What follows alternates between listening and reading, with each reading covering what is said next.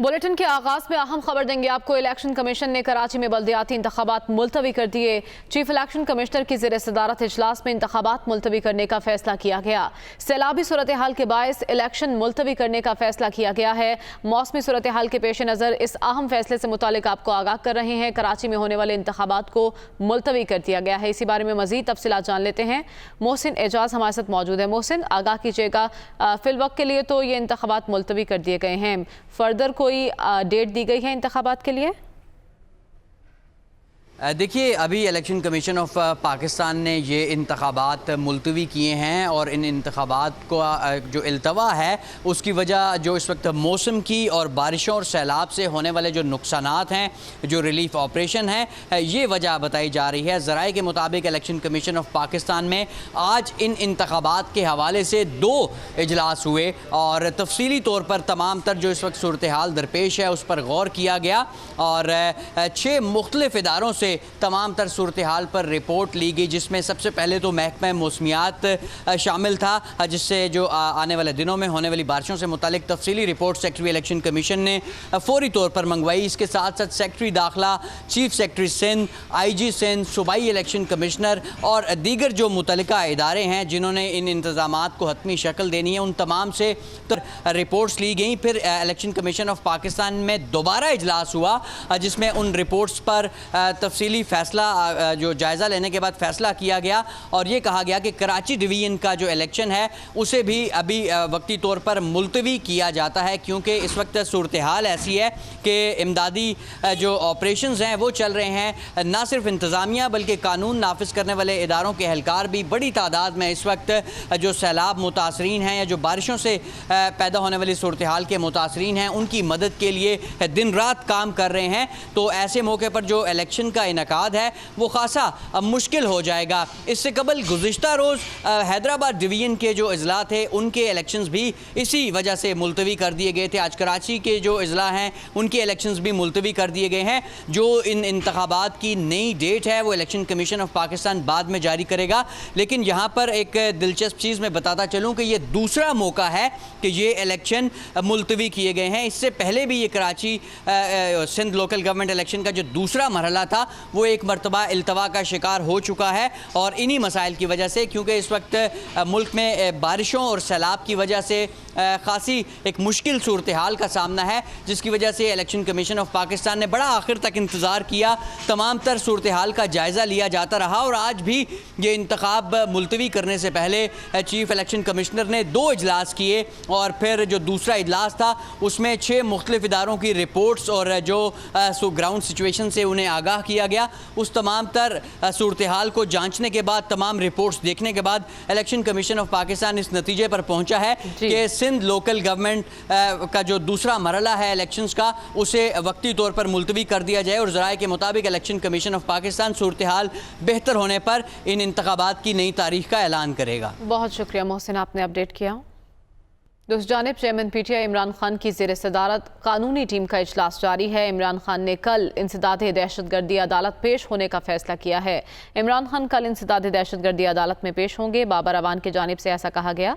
इमरान खान की ज़ेर सदारत इजलास में ATC कोर्ट में दरख्वास्त ज़मानत दायर करने का फैसला हुआ है। यह अहम खबर आप तक पहुँचा रहे हैं। इजलास हुआ चेयरमैन PTI इमरान खान की ज़ेर सदारत और इस इजलास में कानूनी टीम के हमरा उन्होंने अहम फैसला किया है। इमरान खान ने कल इंसदाद दहशतगर्दी अदालत पेश होने का फैसला किया है। इमरान खान कल इंसदाद दहशतगर्दी अदालत में पेश होंगे। बाबर अवान का बताना है कि इमरान खान की ज़ेर सदारत इजलास में ATC कोर्ट में दरख्वास्त ज़मानत दायर करने का फैसला हुआ है। इदारों के खिलाफ बगावत पर उकसाने का केस शहबाज गिल के मजीद 7 दिन के जिस्मानी रिमांड की इस्तदा मुस्तरद कर दी गई। इस्लामाबाद की सेशन अदालत ने PTI रहनुमा को जुडिशल रिमांड पर जेल भेज दिया है। अदालती कार्रवाई की मजीद तफसीलात जानते हैं। आमिर सईद अब्बासी हमारे साथ मौजूद हैं। आमिर, बताइएगा आज की अदालती कार्रवाई से मुतल्लिक। जी इस्लामाबाद की सेशन कोर्ट में आज शहबाज गिल को 2 रोज़ा जिस्मानी रिमांड मुकम्मल होने पर जब अदालत में पेश किया गया तो इस मौके पर इस्लामाबाद पुलिस ने शहबाज गिल के मज़ीद 7 रोज़ा जिस्मानी रिमांड की इस्तदा की और ये बताया कि शहबाज गिल से जो होने वाली तफ्तीश है उसमें बहुत पेशरफ्त हुई है। उनको उनकी पॉइंटेशन के ऊपर कोई असलहा भी बरामद किया गया है और उनके एक सेटेलाइट फ़ोन था वो भी बरामद किया गया है। उनकी 4 USBs भी बरामद की गई हैं। इसके अलावा अब उनका पॉलीग्राफिक टेस्ट करवाना है और कुछ मज़ीद भी उनसे तफ्तीश करनी है, जबकि उनका असल स्मार्टफोन ताहाल बरामद नहीं हो सका, वो बरामद करवाना चाहते हैं, लिहाजा उनका मज़ीद 7 रोज़ा जिस्मानी रिमांड मंजूर कर लिया जाए। इस पर जो वकला थे शहबाज गिल के उन्होंने मुखालफत की और ये कहा कि शहबाज गिल पहले ही 4 रोज़ तक इस्लामाबाद पुलिस की ज़ेर हिरासत रहे और शामिल तफ्तीश रहे। शदीद अलालत के बावजूद पुलिस उनसे तफ्तीश करती रही और उन्हें टॉर्चर किया गया, उन पर तशद्दुद किया गया। लिहाजा इस्लामाबाद की जो सेशन कोर्ट है वो किसी भी सूरत उनको मज़ीद जिस्मानी रिमांड पर पुलिस के हवाले ना करे। ताहम इस मौके पर अदालत ने तमाम शवाहिद का जायज़ा लेने के बाद ये फ़ैसला किया है कि शहबाज गिल को मज़ीद जिस्मानी रिमांड पर पुलिस के हवाले नहीं किया जा सकता, लिहाजा उनको जुडिशल रिमांड पर जेल भिजवाने का हुक्म दे दिया है इस्लामाबाद की सेशन कोर्ट ने। और जी बहुत शुक्रिया आपका, हमें से तफसीलात से आगाह कर रहे थे। और अब आपको कराची लिए चलते हैं। वज़ीर आला सिंध मुराद अली शाह इस वक्त न्यूज़ कॉन्फ्रेंस कर रहे हैं। ना सिर्फ लेफ्ट बैंक बल्कि राइट बैंक, हमारा दरिया, और ये जो आफत है, जो आजमाइश है, वो ज़्यादा मुश्किल इसलिए भी है कि 2010 में भी हमारे पास सैलाब आया। 2010 में दरिया का राइट हैंड जो सीधे हाथ वाला इलाका था वो सारा डूब गया। 2011 में फिर मानसून बारिशों की वजह से हमारा लेफ्ट बैंक डूब गया। लेकिन इस साल की मानसून बारिशें पूरे सिंध में हुई हैं। मैंने आपको पटीदन का बताया, लेकिन कोई ऐसी जगह नहीं जहाँ पे मामूल से 600% ज़्यादा बारिश नहीं हुई है। इस बारिश की वजह से इस वक्त तक तकरीबन 300 अमवात हो चुकी हैं। 1000 से ज़ायद लोग ज़ख्मी हैं। 1 करोड़ से ज़्यादा लोग अपने घरों से बाहर हैं। हमारे सूबे में 15 लाख कच्चे घर देहातों के वो पूरी तरीके से डैमेज हो चुके हैं।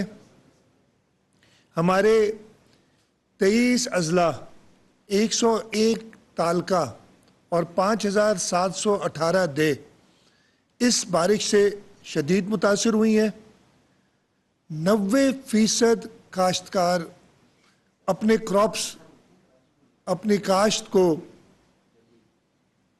कंप्लीट तौर पे वो डैमेज हो चुकी है, जो कि 2 मिलियन एकड़ से ज़्यादा है। माल मवेशी का अंदाज़ा लगाना इस वक्त मुश्किल है, इसलिए मैं कोई नंबर आपको उस बारे में नहीं दूंगा। इसके साथ साथ दरिया के सैलाब का भी एक बड़ा रेला, जो हमारा हेवी फ्लड है, वो इस वक्त सक्खर से गुज़र रहा है। तकरीबन 6 लाख क्यूसेक का रेला इस वक्त सक्खर से गुज़र रहा है और उसकी वजह से हमारे पूरे दरिया के अंदर जो रिवरन बेल्ट है, जो कच्चे का एरिया है, वो लोग भी दरिया से निकल के, अपने घरों से निकल के बंदों पे बैठे हैं। इतनी बड़ी कैटास्ट्रोफी, इतना बड़ी इमरजेंसी इस सूबे में पहले नहीं हुई। मैं जहाँ भी गया हूँ वहाँ पे सारे बुज़ुर्गों ने कहा है कि हमारी अपनी ज़िंदगी में हमने इस किस्म की बरसात, इस किस्म का सैलाब नहीं देखा। पूरा सिंध इस वक्त एक दरिया का मंज़र पेश कर रहा है। इस मुश्किल वक्त में हुकूमत सिंध अपने पूरे वसाइल सैलाब ज़दगान की इमदाद के लिए इस्तेमाल कर रही है। हमारी प्रोविंशियल डिज़ास्टर मैनेजमेंट अथॉरिटी, हमारे पास तकरीबन 86,000 टेंट्स की स्टॉक में मौजूद थे, वो सब ख़त्म हो गए। इस वक्त ज़रूरत कम से कम 10 लाख टेंट्स की है। हम कोशिश कर रहे हैं कि हर ज़िले में जो मुतासरीन हैं, जो अपने घरों से निकले हैं, उनको पका पकाया खाना पहुंचा सकें। लेकिन इस वक्त हालत ये है कि ना गैस मुयस्सर है, ना लकड़ी मुयस्सर है, इसलिए कि वो सारी वेट हो चुकी है और उसकी वजह से इसको जलाया नहीं जा सकता। इस मुश्किल सूरत हाल में हमारी पूरी कोशिश है कि हम अपने लोगों तक पहुंच सकें। जैसे मैंने आपको बताया कि ख़ुद 23 डिस्ट्रिक्ट्स में गया हूं। चेयरमैन बिलावल भुट्टो जरदारी साहब परसों से दौरे पे हैं और लोगों से मिल रहे हैं, लोगों तक पहुंच रहे हैं, उनकी तकलीफ़ देख रहे हैं और उसके अजाले के लिए हिदायत दे रहे हैं। सदर आसिफ अली जरदारी साहब हर वक्त आगाह होना चाहते हैं और उन्हें बताया जा रहा है और वो हिदायत दे रहे हैं, इसलिए कि उन्होंने 2010 के सैलाब में जब वो सदर पाकिस्तान थे बड़े अफेक्टिव तरीके से पूरे मुल्क में रिलीफ का काम देखा था। हम उनकी एक्सपीरियंस से, उनके तजुर्बे से भी फ़ायदा हासिल कर रहे हैं।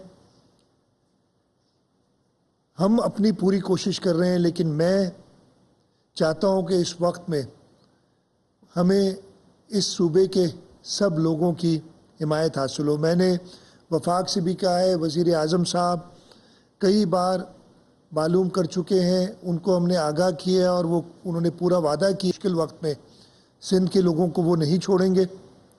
वज़ीर आज़म साहब 3 बार उन्होंने सिंध का दौरा करना चाहा, लेकिन मौसम की वजह से वो नहीं पहुंच सके। कल भी उनका दौरे का इम्कान है, लेकिन जो इस वक्त हालात बरसात किए है, मेरा नहीं ख्याल है कि वो दौरा हो सकेगा। मैं इस वक्त में चाहता हूँ कि हम एक दूसरे को संभालें। मैं अपने सिंध के तमाम भाइयों और बहनों से अपील करता हूँ कि अपनी अपनी हैसियत के मुताबिक अपने पड़ोसियों को, अपने लोगों को उनकी मदद करें। मैं जो मुखय्यर हजरात हैं उनसे इल्तिजा करता हूँ कि जैसे 2010 में और 2011 में आप निकले थे और आपने इस सूबे के लोगों की हुकूमत के साथ मिलकर मदद की थी, ये एक इमरजेंसी उससे ज़्यादा है। ये इमरजेंसी पूरे सूबे में है। मैं चाहूँगा कि वो भी हमारी मदद करें। मैं इसके साथ साथ दुकानदारों को और जो चीज़ें खाने पीने की हैं या इस सैलाब में टेंट्स हैं, प्लास्टिक शीट्स हैं, तरपाल है, इनके जो बेचने वाले हैं उनसे कहूँगा कि इस मुश्किल वक्त में आप कोई ज़ख़ीरा अंदोज़ी ना करें, आप ब्लैक मार्केटिंग ना करें। हुकूमत सख्त इक़दामात लेगी, लेकिन हम आपसे मदद चाहते हैं। अल्लाह ताला से डरें और इस वक्त में लोगों के साथ लोगों को और तकलीफ़ में ना डालें। मैं ये चाहता हूँ कि हुकूमत के पहुँचने तक, वैसे हम हर जगह पहुँच रहे हैं, हमारा रोड नेटवर्क 2010 और 2011 से बहुत बेहतर है। 2010 और 2011 में हमें लोगों के तक पहुँचने में मसला हो रहा था, इस वक्त हम बहुत बेहतर पोजीशन में हैं। हमारे रोड्स मोस्टली एक्सेसिबल हैं। मैं चाहता हूँ कि मुखय्यर हजरात वहाँ लोगों तक पहुँचें और हुकूमत के शाना बशाना लोगों की खिदमत करें। मैं इसके साथ साथ अपने लोगों से भी अपील करता हूँ जो इस मुश्किल में है कि लॉ एंड ऑर्डर को हाथ में ना लें। इस वक्त मुश्किल है, टेंट्स हम मुहैया करने की पूरी कोशिश कर रहे हैं, लेकिन हमारा स्टॉक ख़त्म है और हमें पूरे पाकिस्तान में कराची, लाहौर, सियालकोट, फैसलाबाद, आप जगह का जिक्र करें, हमने हर जगह पे, हमने नेशनल डिज़ास्टर मैनेजमेंट अथॉरिटी, हमने बाकी सूबों से भी मदद ली है कि हमें आप टेंट्स मुहैया करके दें ताकि हम लोगों को पहुंचा सकें, ताकि उनके सर पे कोई टेम्पररी छत हो। और जैसे ही हमें मुहैया होते हैं हम सबको पहुंचाएंगे। लेकिन मैं लोगों से कहूँगा कि इस मुश्किल वक्त में हुकूमत का साथ दें।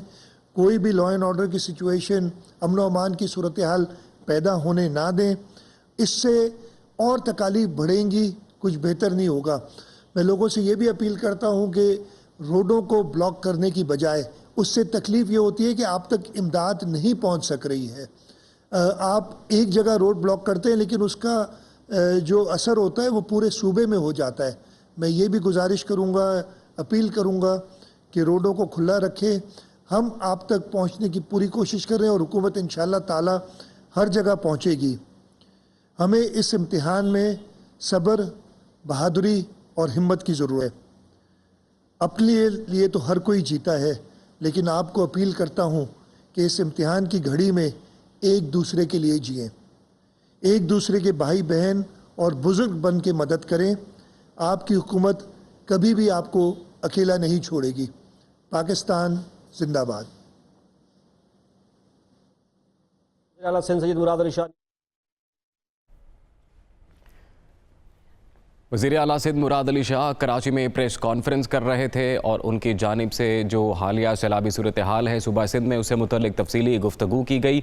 उनकी जानिब से कहा गया कि इस वक्त मुखय्यर हजरात आगे बढ़ें और लोगों की मदद करें। साथ ही साथ उन्होंने कहा कि हुकूमत सिंध की जानिब से जो भी इक़दाम हैं वो भरपूर तरीके से उठाए जा रहे हैं। हालिया मानसून की बारिशें गुज़िश्ता तमाम सालों से कहीं ज़्यादा हुई हैं। उन्होंने कहा कि 6 लाख क्यूसिक का रैला सक्खर से गुजर रहा है और उन्होंने कहा कि हुकूमत सिंध भरपूर तरीके से वाकिफ़ है कि जो मौजूदा सूरत हाल है। साथ ही साथ उन्होंने कहा कि तमाम मुतल्लिका इदारे और पाक फ़ौज के जवान कौम के शाना बशाना लोगों की इमदाद के लिए मसरूफ़ हैं।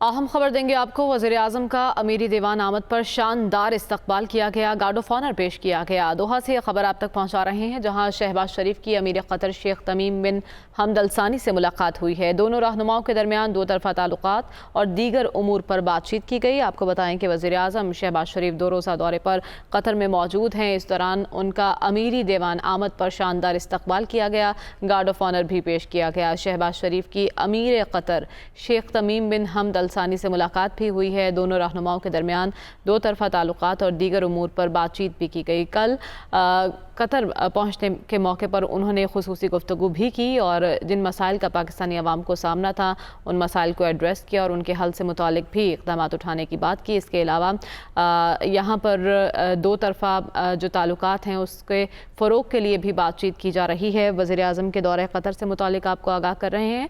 2 रोज़ा दौरा क़तर है जिसमें वज़ीर आज़म शहबाज शरीफ अमीर दीवान पहुँचे, जहाँ उनका शानदार इस्तकबाल किया गया और उन्हें गार्ड ऑफ ऑनर भी पेश किया गया। इसके साथ साथ अमीर क़तर से उनकी मुलाकात भी हुई है। इस मुलाकात में 2 तरफ़ा ताउन पर बातचीत की गई।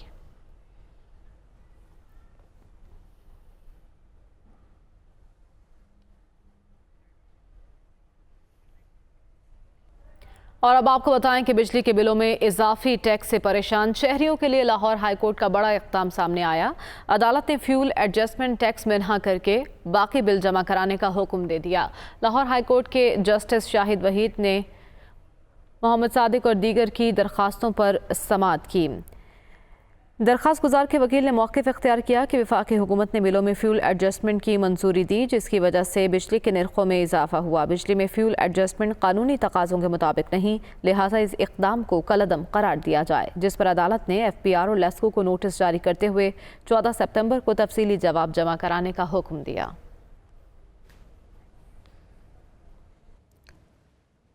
वज़ीर आज़म शहबाज शरीफ ने बारिशों के नए सिलसिले के पेश नज़र रेस्क्यू और रिलीफ का अमल तेज़ करने की हिदायत की है। वज़ीर आज़म ने NDMA समेत तमाम मुतल्लिका वजारतों और महकमों को इश्तराक अमल के साथ काम करने की हिदायत की है। बारिशों के बायस आने वाले सैलाब से तबाही में इजाफा हो रहा है।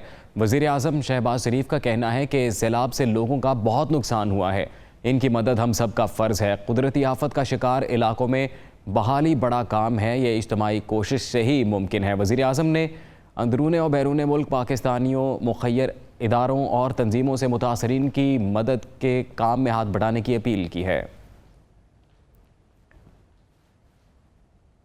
PTI कारकुनों के खिलाफ दर्ज 25 मई के मुकदमात खारिज कर दिए गए हैं। PTI रहनुमाओं और कारकुनों के खिलाफ 14 मुकदमात दर्ज थे। वज़ीर दाखिला पंजाब का ये बताना है, पुलिस को सबूत मिल गए, तमाम मुकदमात झूठे हैं, सियासी बुनियादों पर ये मुकदमात दर्ज किए गए। हाशिम डोगर का ये कहना है, 25 मई वाक़े में मुलव्विस अफसरान के खिलाफ इंक्वायरियाँ लाजमी मुकम्मल की जाएंगी। इसके अलावा शहबाज गिल पर तशद्दुद के सबूत पहले दिन से हमारे पास मौजूद थे।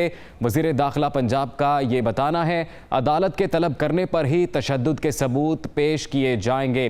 तो आपको बताएं 25 मई वाक़यात से मुतल्लिक PTI कारकुनात पर दर्ज मुकदमात खारिज कर दिए गए हैं। वज़ीर दाखिला पंजाब ने क्या कहा, इस हवाले से मुलाहिज़ा कीजिए।